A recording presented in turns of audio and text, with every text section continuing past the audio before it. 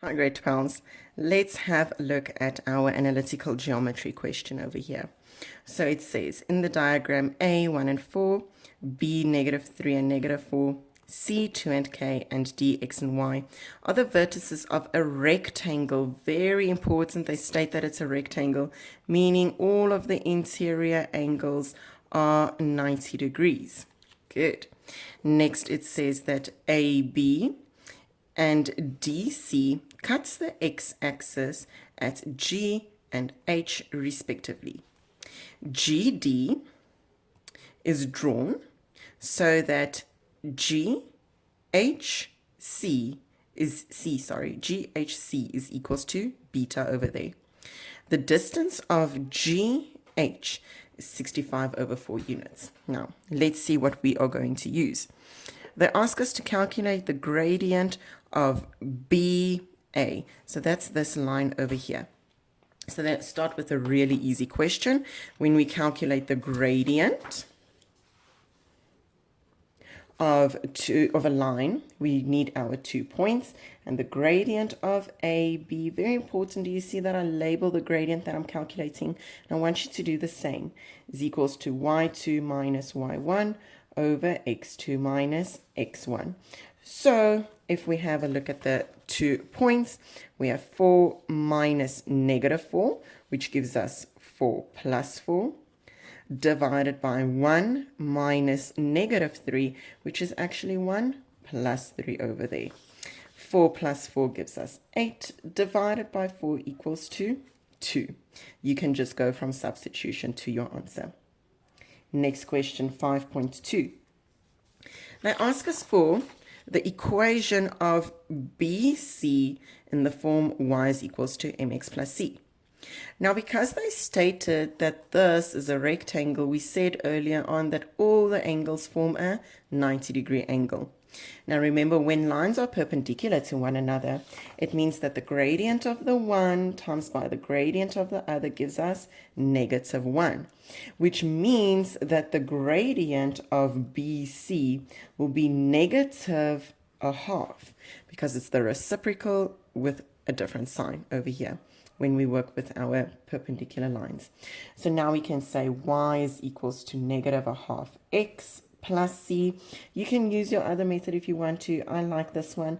And now we can substitute any point on BC.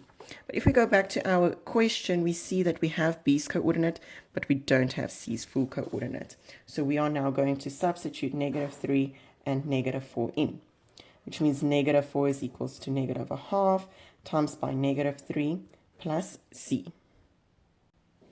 So when you multiply, negative and a negative is a positive, and this is going to give you 3 over 2 plus c. When you take this over, c is going to give you -11 over 2, which means y is equals to -1/2 x minus 11 over 2. And now we have our equation for BC over there. Good. Now the next question, they ask us for the value of k. Now k can be found here in this point of C. Now, do you see C? We have a coordinate 2 and k, which means this is our x value and this is our y value right there. So now we can use the equation that we calculated for BC and just substitute the point 2 and k in, which means k is equals to -1/2 times by 2 minus 11 over 2. The 2's are going to cancel over here. So in other words, this is -1 minus 11 over 2, which gives us k as -13 over 2. There you go. Now you have your value of k. And then the next question, they ask us to determine the size of beta.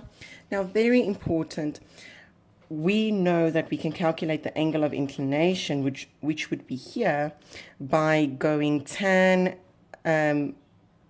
theta is equals to our gradient of our line.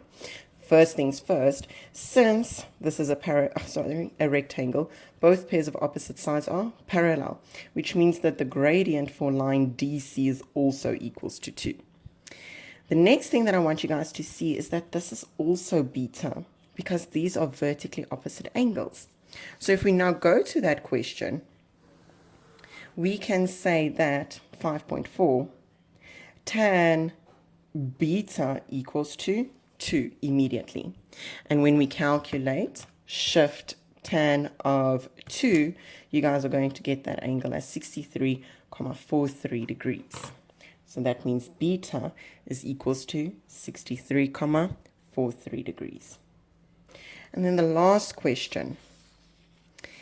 If D is 6 and 3 over 2, so that is 6 and 3 over 2, calculate the area of triangle GDH, which is this triangle over here. Good.